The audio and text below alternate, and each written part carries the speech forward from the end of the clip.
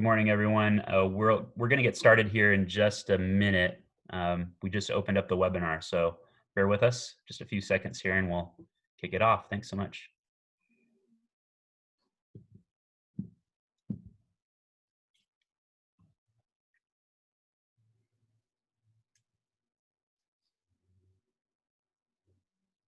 All right. Well, want to thank you all so much for joining us for another ORLA webinar in partnership with some of our amazing organizations out there. In this case, Travel Oregon and the Oregon Wine Board, and got an amazing sponsor with us today to gather restaurant consultants and their owner, Seth Grusho. So really excited. A lot of great panelists. You'll get some good industry updates today.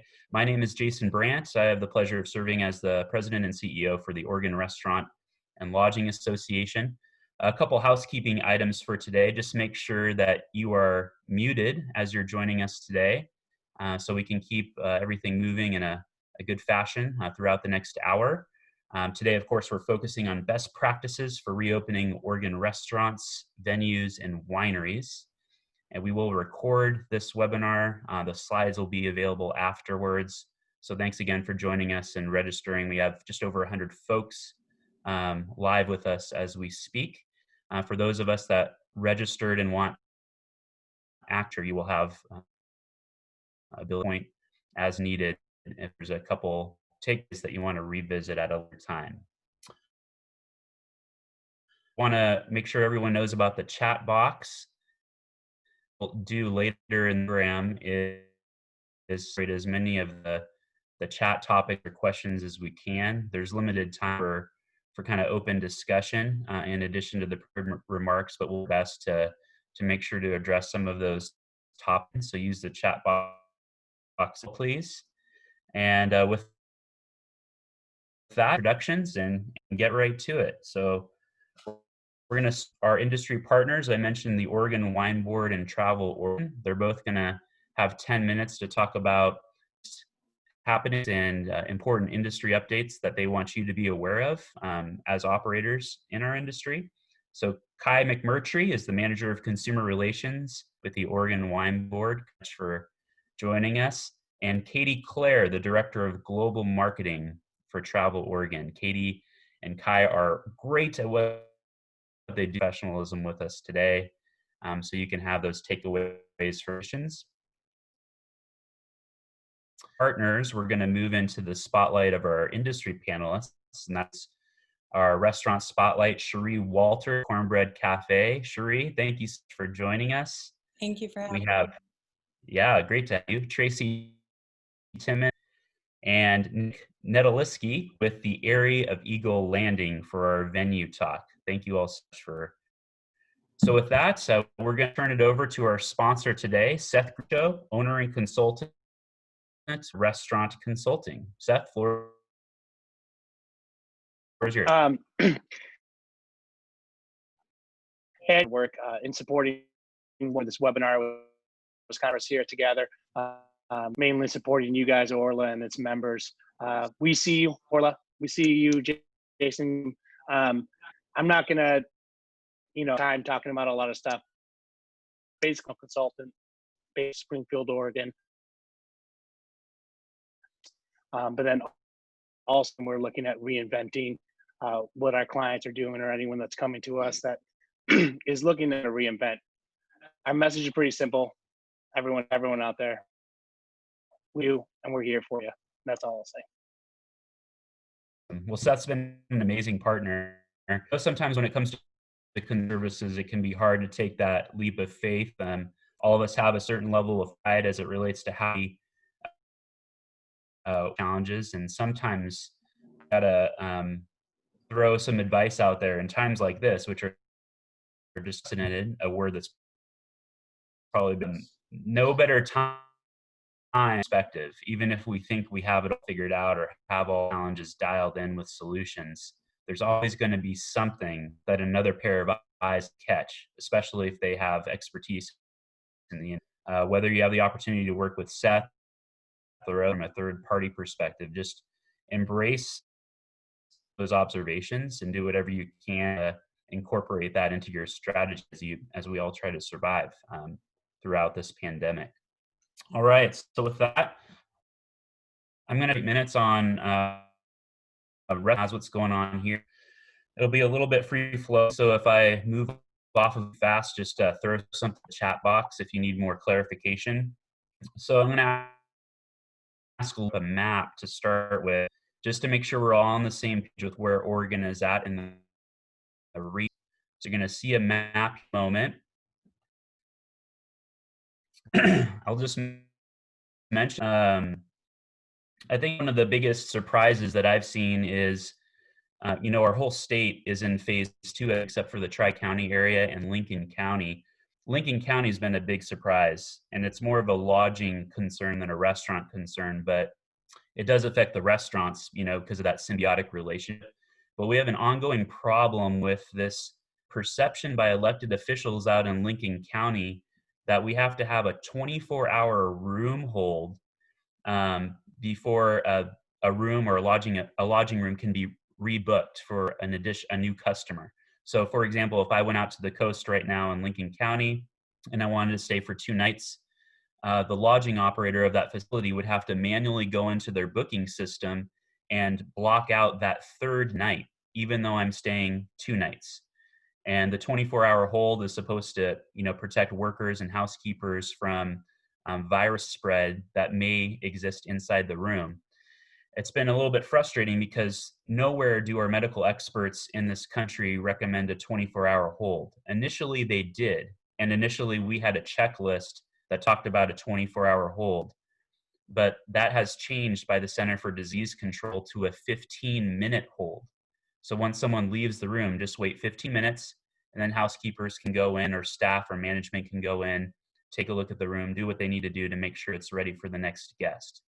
And obviously, right now, for all of our folks on the coast, they have to make money right now. This is the season. So taking away, um, forcing a certain amount of occupancy to be off the books for an arbitrary 24-hour hold is just something that's been very frustrating for us. We got a couple cities inside Lincoln County that have moved in a different direction and they've taken the 24-hour hold off, but we still have unincorporated Lincoln County by decision of the Lincoln County Commissioners.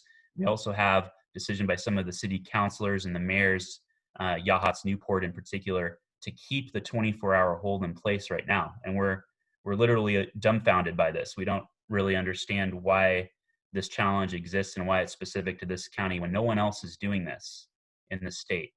So very frustrating for us and very frustrating for our operators. That does affect our restaurants there in Lincoln County. If you can't get a room on a certain night because it's been blocked out, like in my example, that third night that the operator had to block out, which stops someone from staying after me on that third night, that obviously affects demand for restaurant seating and people that are actually in town to go out and eat. So we're still working through that. We also have some frustrations in Washington and Clackamas County, as you might imagine. They were moving towards phase two, and then because of some of the last minute decisions that we saw last week and some of the determinations by our leadership in the state, they had to move back and revert back to a day one state of affairs for phase two, to get closer to phase two. So when Multnomah County opened up for the first time in phase one last Friday, even though Washington and Clackamas County had been open for a while, and you have to be in phase one for 21 days before you can enter phase two. But in the case of Washington and Clackamas, they made a decision to handle that area as one unit. And so Washington and Clackamas are now back to day one as of Friday, when Multnomah County had their day one for phase one on Friday. So for everywhere else in the state, we're off and running. There are some differences between phase one and phase two for restaurants and food service. I just want to mention that briefly as well.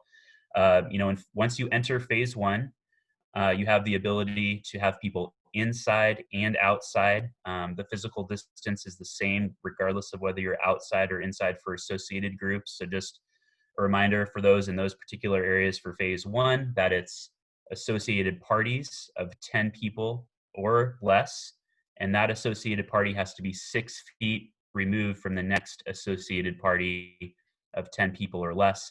In phase one, bar seating that faces a bartender, that's kind of internally set. It's not against a wall or a window. That bar seating is off limits in phase one. Unless, again, it's against a wall or a window, then you can have that bar seating.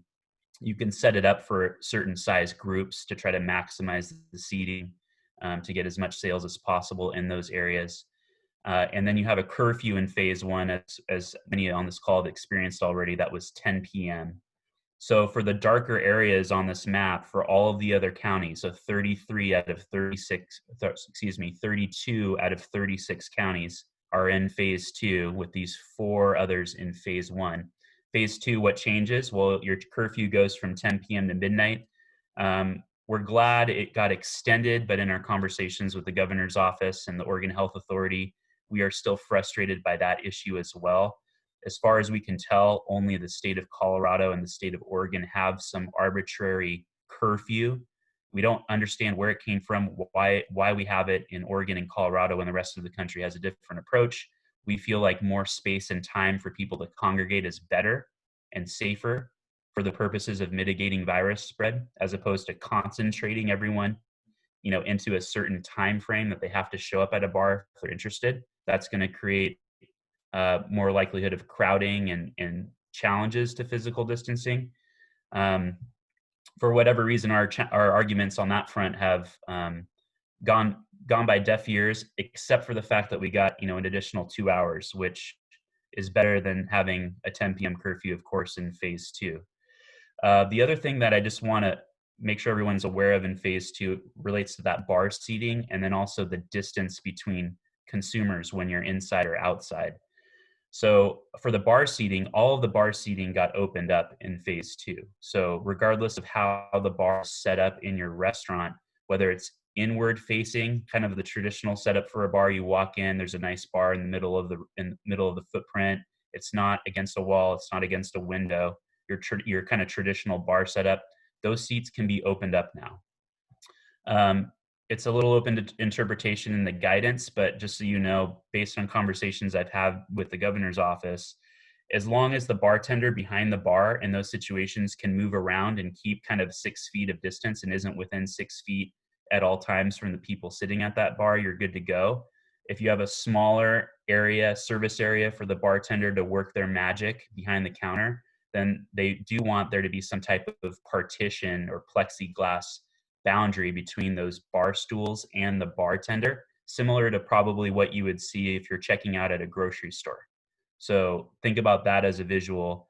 I don't think it's highly likely that Oregon OSHA is going to come in and regulate that, because it is open to interpretation, but just know that the governor's staff has talked about that with us specifically.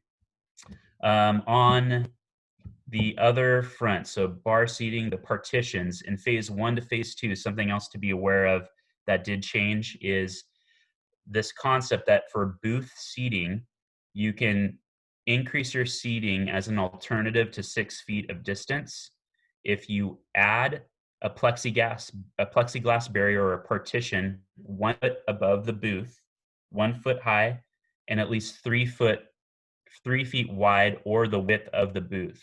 So the width of the booth would take the place of needing 3 feet of width for the barrier, or you do 3 feet if you don't have that booth.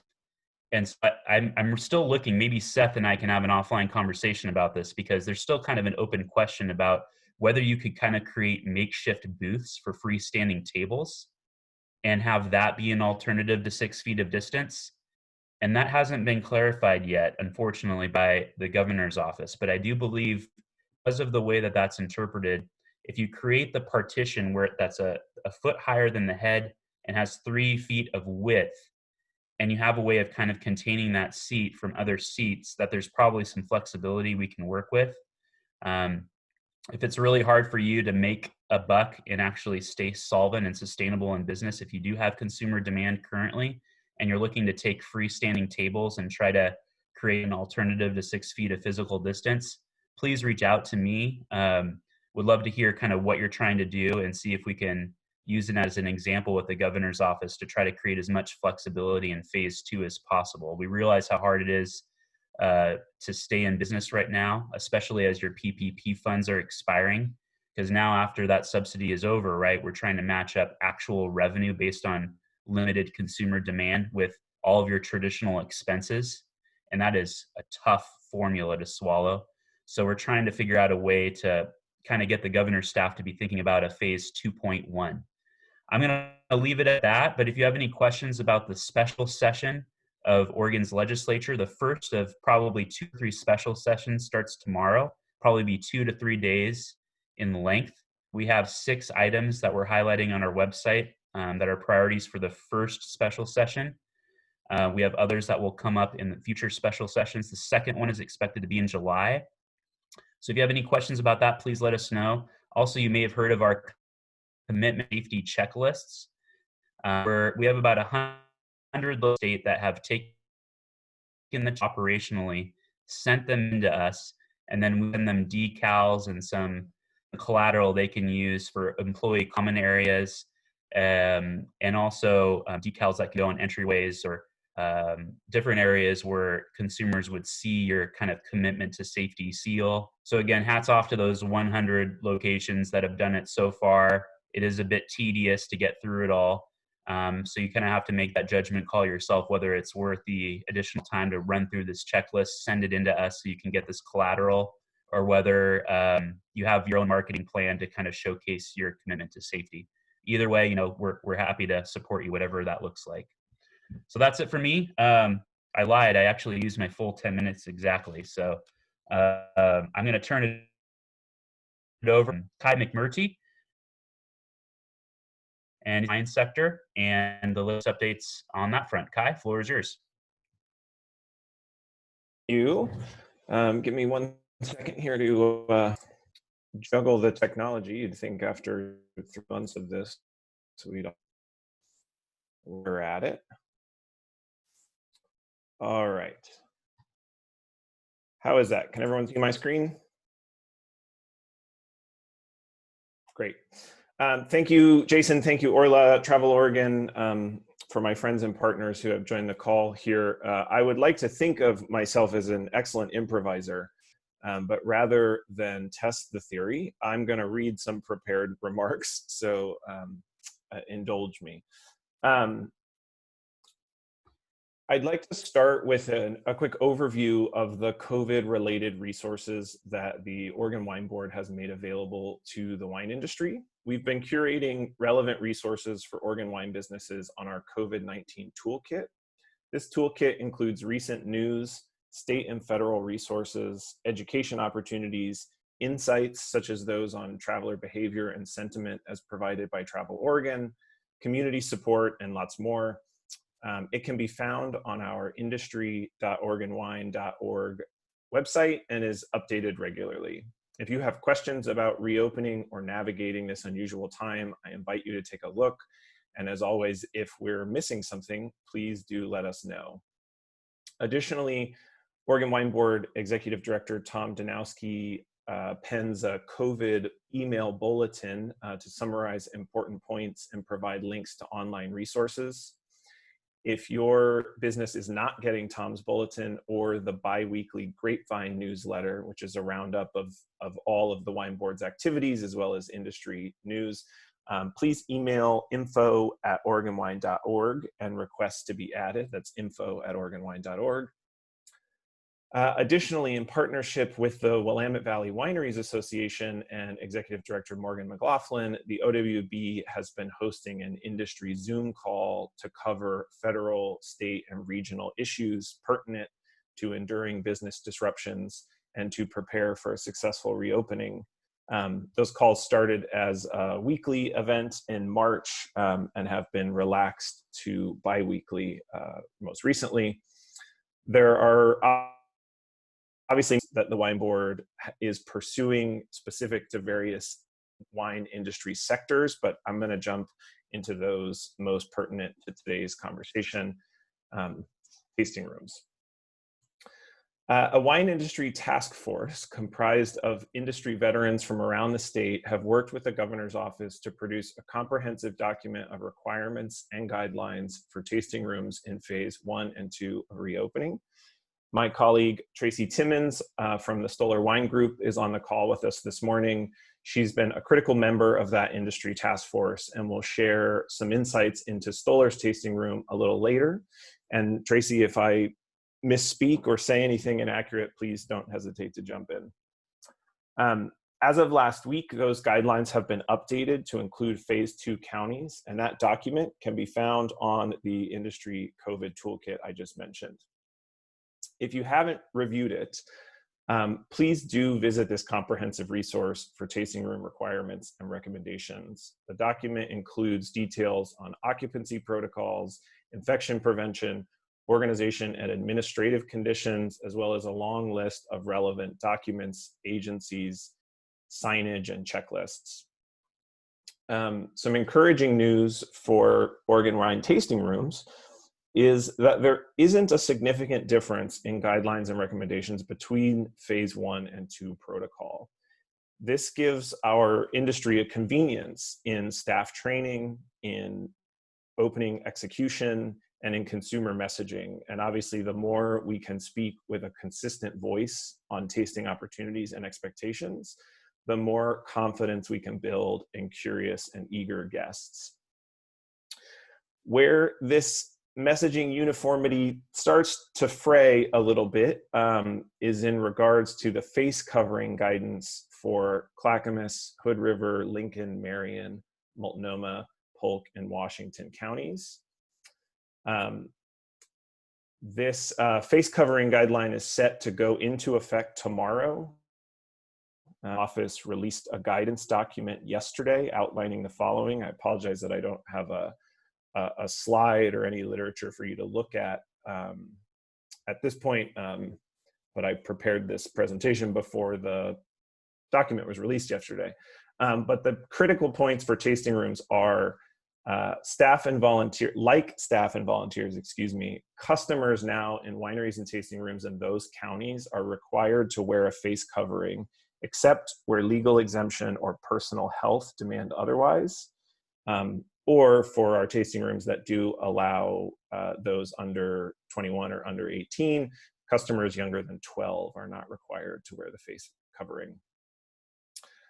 Customers are not expected, however, to wear their mask while eating or drinking, as that would obviously be a little bit of a challenge.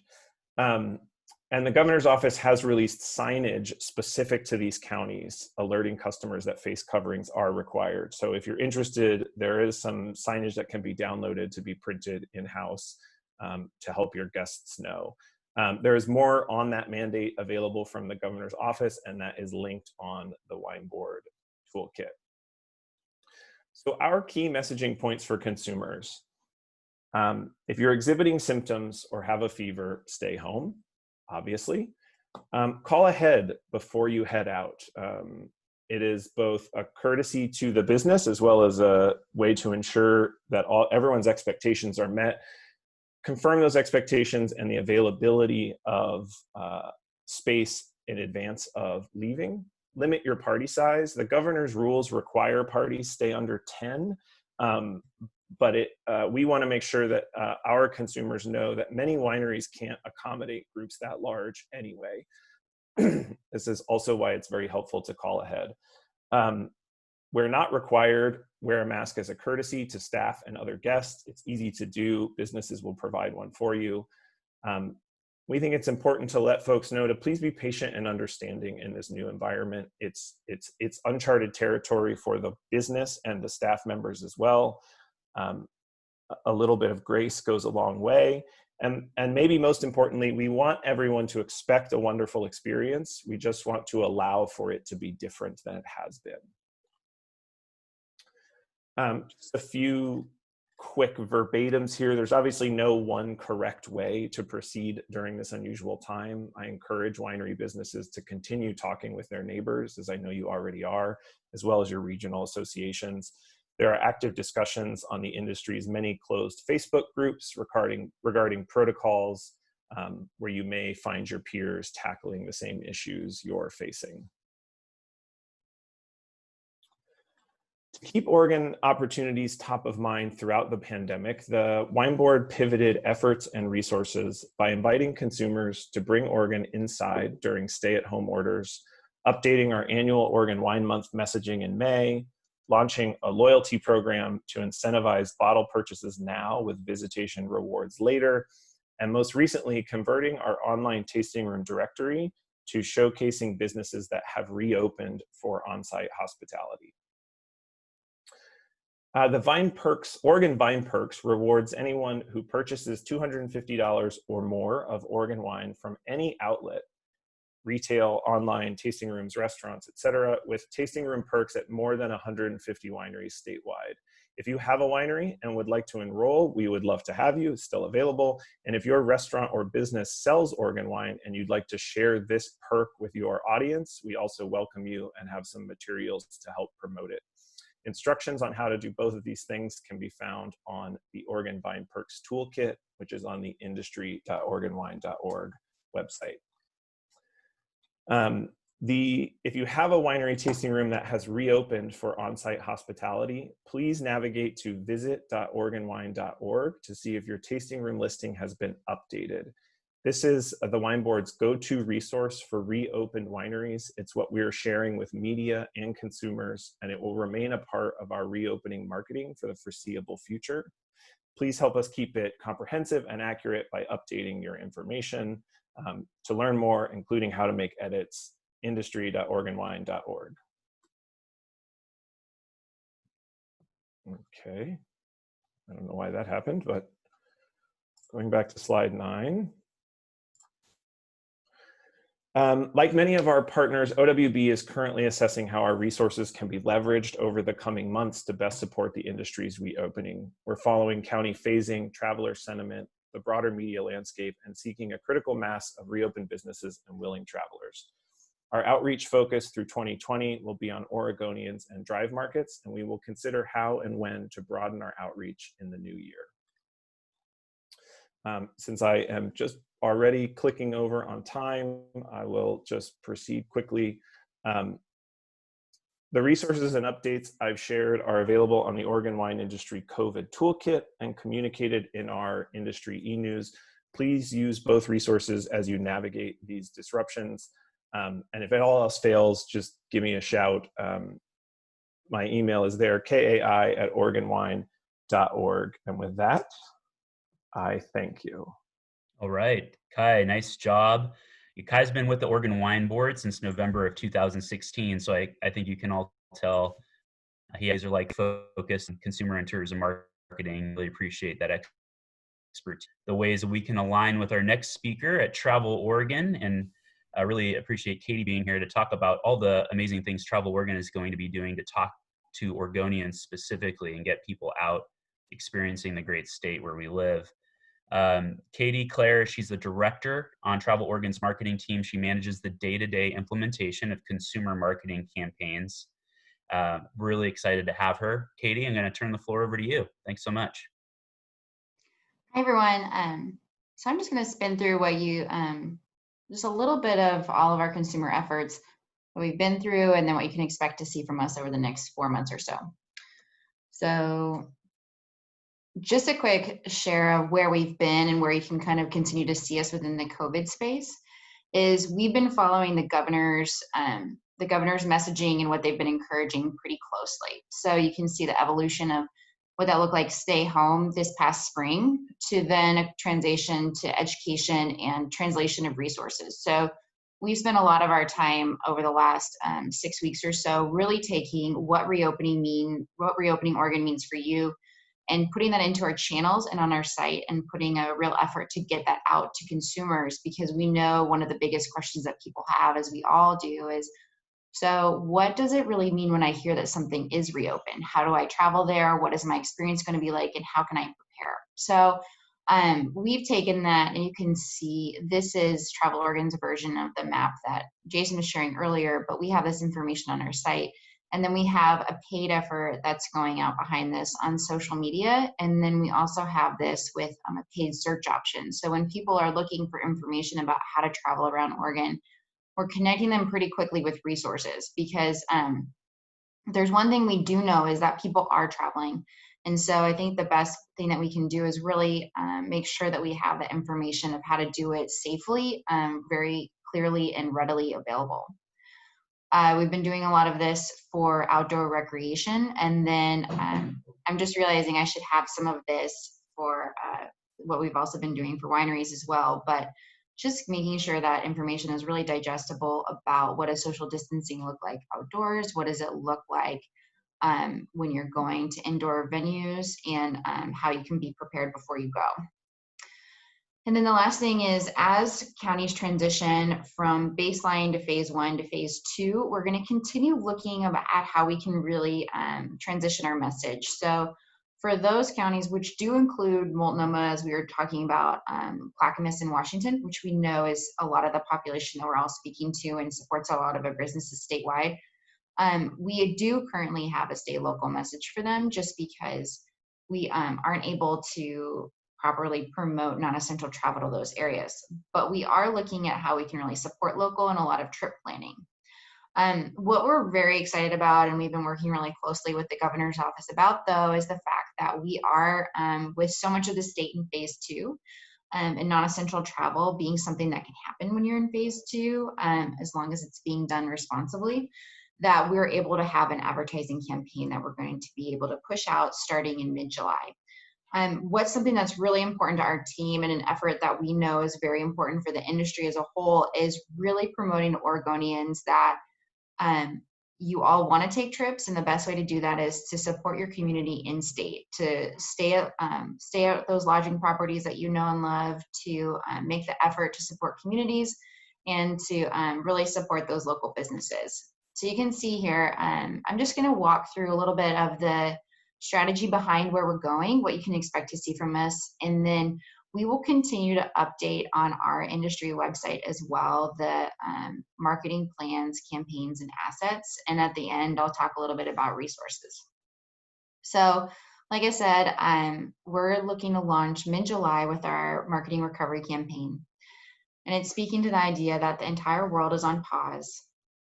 While this global epidemic has stopped us from moving, it hasn't stopped us from dreaming of the day we can travel.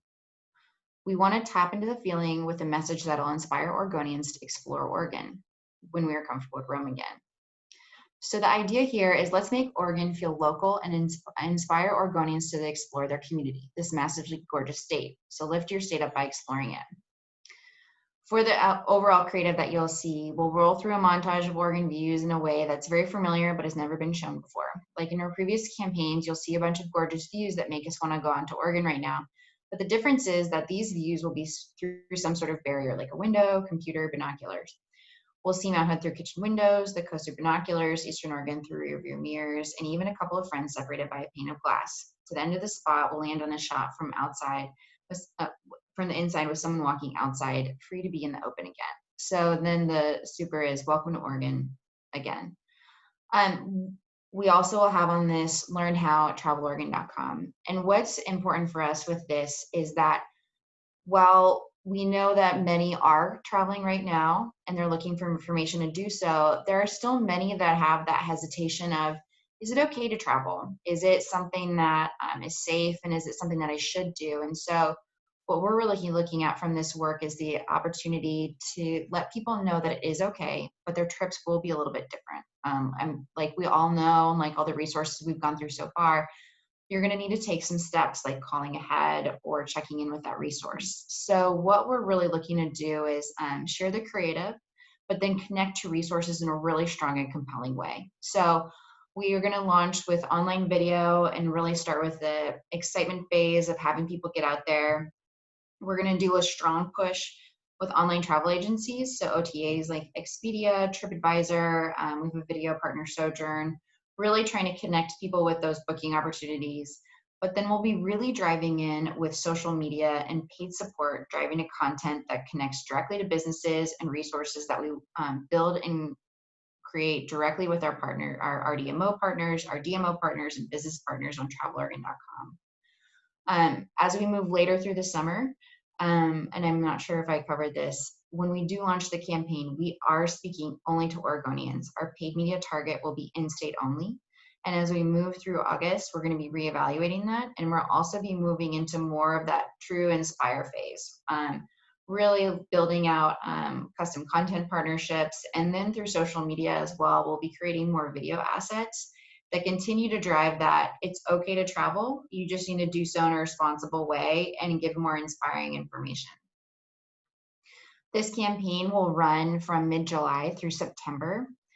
And throughout that entire time, what you'll be seeing us do, again, on social is really connecting with that top line information back to contentandtraveloregon.com that connects directly with businesses and resources, either for education or direct trip planning information. So whether that's an actual story on traveloregon.com or it's something that directs to a click out to a partner's website. What our goal is with all of this work is to create that bridge and to give that information that we know all of us want to get out of our homes. I think many of us have been here and are going a little bit stir crazy. And so we've really been connecting with the governor's office and our partners to let everyone know that we need to have this outlet, and we need to do so in a way that continually reinforces the safety and updates that have been happening across the industry. So with that, I'm keeping it pretty high and tight because I really want to connect and drive. If you have not been to our industry website with our industry toolkit with COVID information, we have weekly resources and information that go out, including a weekly recap of top-line data that is weekly reports of Smith Travel Research that shows RevPAR, lodging rates, occupancy rates, and more information for each region. And then we also have current sentiment analysis and overarching trends that are influencing Travel Oregon's decisions. So you'll see us continuing to have information going out, and then we'll really be supporting that Oregon message throughout the summer. To really inform all of this work, we're going to continue our relationships with the Oregon Wine Board, ORLA, and then all of our regional destinations as well. So if you've not connected already with your regional destination management organization or your local DMO, those relationships are more important than ever. We rely on them heavily. They really inform a lot of the work that we're pushing out, and our team will continue to work forward, but we have a really strong interest, and we'll be making a very concerted effort to push out a lot of that safety updates and information that come out from businesses as well. So we're looking forward to promoting a safe travel season. We have a plan that takes us through September, and then we'll be continuing to reevaluate what our fall marketing and advertising plans look like. And we'll keep all of that updated through our industry e-newsletter that we send out, and our industry toolkits and webinars that we update pretty much daily, if not weekly. So I'm going to keep that pretty high and tight, but if you have any questions or need any more information, please know. Again, it's Katy at Travel Oregon, and then we also have a lot of resources and tools through all of our partners. All right, Katy, thank you so much. That's a great shot there. You're going to have to tell me after all this where to get onto that road so I can experience that road trip in Oregon. If you are a runner yourself, Katy is an active runner. I try to avoid running at all costs, but she mentioned in her, but typically she's running after her two in the house. So if anyone behind Katy, there's a possibility that was one of her kiddos running around. So with that, we're going to turn over to spotlight panelists. I want to thank Cherie Walters for starting us off, the restaurant owner. Cherie is the owner of Cornbread Cafe and Comfort Food. The two locations in the Willamette Valley are in Eugene and Springfield. She's currently preparing to open up the establishment's July. So Cherie is a good example of someone that was taking the time to make sure that this process of reopening is done a way that's sustainable for her as a small business owner, which I think is very wise. So really excited to the next 5 minutes, and from there we'll turn it over to Stoller Wine Group. Cherie. Thank you, Jason. So after getting over the initial shock of the pandemic, I viewed this as an opportunity to reinvent, and while really thinking. So I sought help from Seth and Terry Restaurant Consulting, where we sort of stepped back from the way we're doing things in order to create more sustainable. Here are a few principles. That the quality of my food and for guest service not be negatively affected, in fact would improve. And it was also ensure the safety of guests during this pandemic. So Seth and I decided that whatever operational would work not only during COVID, but also afterwards, once the restrictions are lifted. I didn't want to invest into something that was only a year or so. So prior to some of the was very high labor and production cost. We've been offering you at each location. So not only are we limited, we're going to offer the same menu at both locations. The second big adjustment is switching from full service to a quick service model. Ensure staff and guest safety. I've decided to turn the lot in Eugene into a drive-in. And I've wanted to do this for years. We occupy as a drive-in in 1951 as Deb's Drive-In. So we're bringing it full circle, and this model will also help with. We are adding ordering and through our website, which is important during this time. And we also added a pickup window for guests who are walking and biking. And we've also installed. So what I am is my new budget, which Seth worked out for me, and we're going to be saving 17% on our and goods conformer operations. My goal has always, and with this new simplified model, I feel that that's more realistic. Conclusion, after speaking with Seth and other restaurant owners, I realized there's not a one-size-fits-all solution, and you know, we just have to each do what works for us. I fully understand this business, and I just want to say to you all that I'm here with you, and I get what you're going through, and I wish you all the best in the reinvention. So hang in there and stay safe. Thank you so much, Cherie. Great job. A lot of takeaways.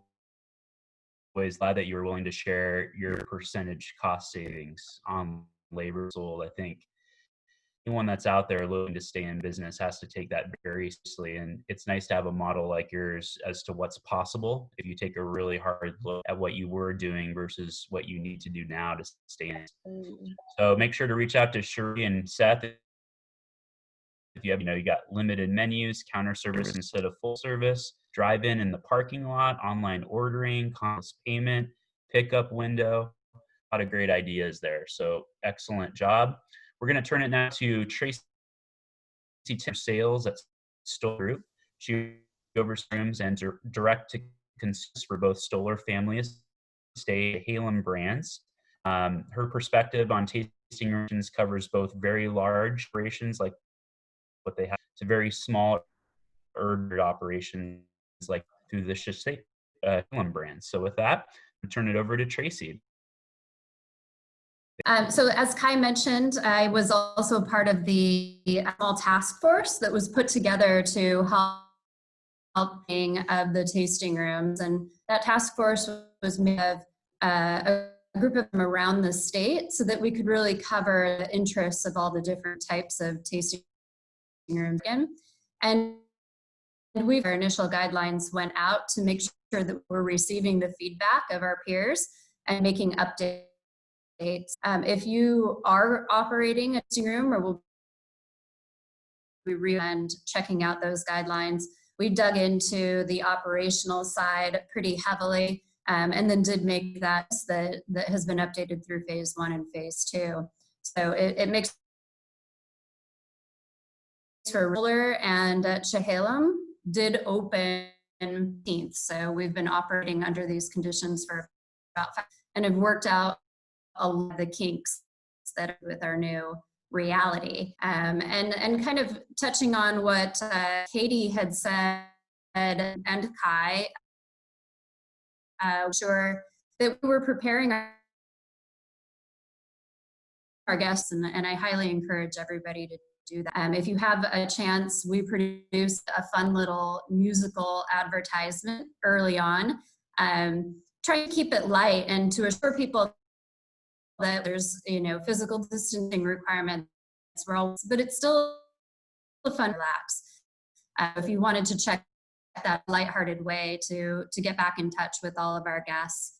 And beyond that, we really went out of our way to communicate to our guests. They go onto our website to make their reservation confirmation, and our reservation phone back. We're just reiterating what they're going to see when they come out to see us for the first time, such as waiting in their cars until the appointment's ready, encouraging mask usage when they're walking about on the property, the tasting poured when they come and they sit down, so that we can minimize the time that our direct interaction within that 6-foot bubble. Little things like that. And I found that the guests are super appreciative of just kind when they come out, and then their stress level goes on. They're relaxed. They show up. They know the drill. And we've even gone so far as to put together at Stoller, which is known for having many, many people come to join us. We oftentimes would see hundreds and hundreds of people showing up on the weekends. So we greet them right at the driveway with a little hand tips on what it's going to be like as they visit here. We're all that information on our social media. And relying on our industry partners to help spread the word too. We've never run on a reservation model at Stoller, so we were fortunate that our industry partners, whether we're operators, local restaurants, hotels, etc., send business our 7 days a week. Now we're fully reserving our plan to ensure that we're able to maintain proper social distancing and use of table space. Reached out to all of those parts to reiterate how we're operating now, how they can recommend that their guests or their come out to see us in a way that is mutually beneficial. And that's been really well as we've been going. We're making sure to keep touching with those that might be sending additional getaway. We also are trying to maintain kind of a list that surround us. So if we have guests that are coming in to taste, we know who in our industry moved to a reservation only system, which is the vast majority of wineries at this point, so that we can either on any given day that we can refer, or those that are still allowing walk-ins, they can jump into those tasting rooms. In the interest of kind of the populations, whenever we have guests that are pleased, comment on those things that we've done to really try to keep our and on our social media, we're trying to share stories on Instagram, or it's on our Facebook page. Your guests are your best advertisement. If they visited you and they had a really wonderful experience, go ahead and see if that's something that you can public. So it's just coming from you that you've created a environment for your guests, but it's being confirmed to see you. So those are I appreciate the opportunity to all of you. Thanks so much, Tracy. Great job. I threw your YouTube link up that box, so if anyone wants to put a smile on your face. All right, we're gonna finish and want to thank him so much for joining us. The area Eagle Landing, because a diverse background background. He has experience in the real estate and technology sectors as well, and blends all those together to create to how they handle their private events and their own work in this industry. So I'm going to turn it over to Nick. Hey, thanks, Jason. I also want to thank Cherie and Tracy as well. Approach that both of you are taking. I like, Cherie with a little more conservative approach and Tracy with a little more aggressive. But the fact is that you guys aren't stopping the process. I think that's the biggest issue that I see in a lot of industries right now is they're taking a break, and is not the time to take a break. It's a time to reinvent and to find new ways. Maybe we were getting a little too comfortable where we were at, and we weren't as efficient as we needed to be. And it's a good time to reevaluate all of our organizations and to be able to find a better path going forward. The wedding and event industry has been a wild one. There hasn't been a lot of direct communication as to how that specifically should be handled. The only thing that is really stated is that there's no ceremonies that are allowed for more than 25 people. And the ceremony includes the parties that are involved with the bride, the groom, and the wedding party. So we've been very careful to make sure that we do not go outside the bounds of our ceremonies. For the reception side, some organizations are able to adjust a little differently and actually act as a restaurant. It all depends. If you have a classification that says that your food handlers permits are all grade, that your ORLA and basically all your licensed restaurant parameters, you are then able to follow the restaurant parameters. We take a fairly strict approach on how we handle that all of ours are now plated just to keep people moving around. We also have a very strict policy with how we treat the kitchen in relation to ours to make sure that the kitchen stays the kitchen. No one enters the kitchen, no servers, nothing, that everything gets passed to the front. And that at that point is received by the servers and brought out from there. I think that there's opportunities to be able to operate in a similar way if your licensing allows. But in general, that's the approach that we've taken to this. We've posted all of our COVID policy on our website.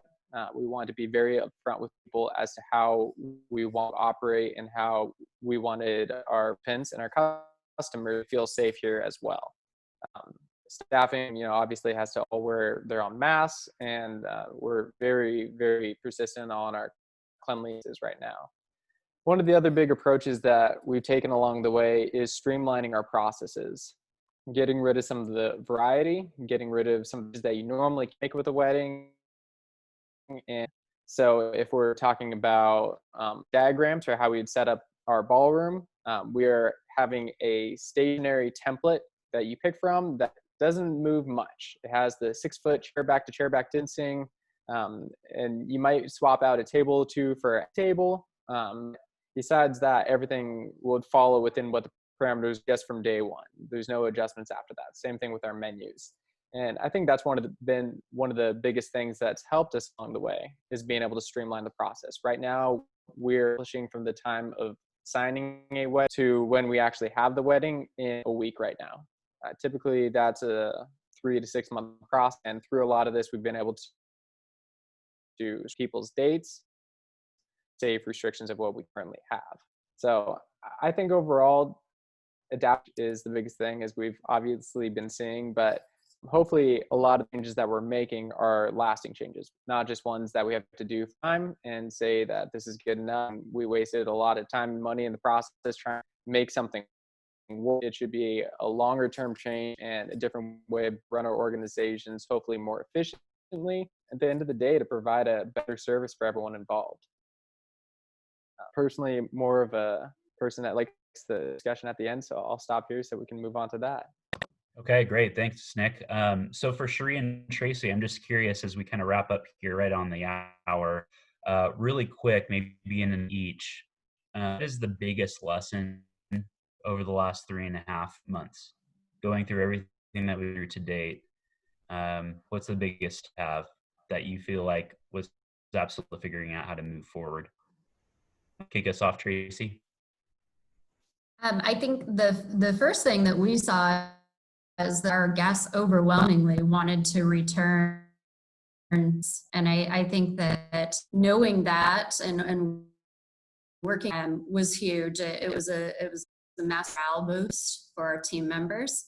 And then the second piece for me that was really important, even throughout the shut, we were still able to maintain a drive-through pickup situation, was always spoken my team member extension, we're being safe for our guests. But that was kind of a tenet that we worked from all the way from back in February when we started kind of slowly closing down our tasting rooms and putting impacting measures.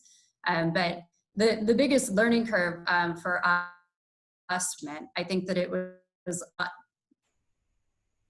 tricky, and I've done a number of the Zoom calls throughout this month, and the biggest thing that I would recommend anybody that's not yet open to their operation is to have people not on your team come and act as guests, whether that's friends and family members, interact with your space, because the guest kind of meander. You know, we carefully planned out where our table passage lanes would be throughout our spaces, and the minute you have the guests walk in the door, they just make their own path. So that would be one of my biggest helpful hints, is to do kind of a test run with currently affiliated with. Great. Thank you, Tracy. And Sheree, I'll give you a chance to unmute yourself in a second. I think I might know what yours is based on what you did with us, but I'm not going to make any assumptions here. So what do you have for the group? Your big. Yep. Got it. So our guests as well, you know, really support us and express that they would, in whatever capacity we returned, you know, and was huge. Thing that I haven't had to do. You know, it was kind of a blessing in disguise, that an opportunity to step back and kind of take a breath for the first time in over 10 years. So, you know, I'm doing what I've wanted to do for a long time, but haven't had a chance. And also with Seth's guidance, I mean, he's been trying to talk me into switching to a quick service model for a long time. And so, so I was having the time to this process come back, you know, I'm being stronger and more sustainable. Great. Thanks, Sheree. And Nick, maybe you want to answer in the chat box to kind of wrap it up. Curious why you're limiting yourself to your ceremony, given guidelines for. Yeah, for the phase 2 guidelines, it will go up to 250. For phase 1, it's currently 25, which we're located in Clackamas County. So any of the counties that are phase 1 are under that stipulation. In phase 2, congratulations. Dancing right now is something we've unfortunately had to put a stop to for the time being. A good way of being able to accomplish that without people eventually coming into COVID. As far as we still move ahead with any cake cutting, it's, you know, the same two part involved in that. So as long as your cake cutting table is 6 feet away from the table next to you, you're good to go. Awesome. Thanks, Nick. And thanks everyone so much for joining us today.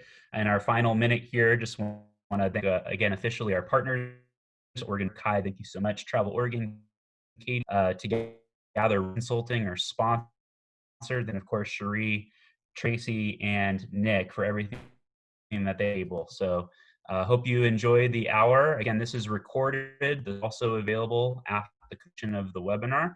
Again, my name is Jason Brandt with ORLA. Seeing you next time. Have a great rest of your day, everyone.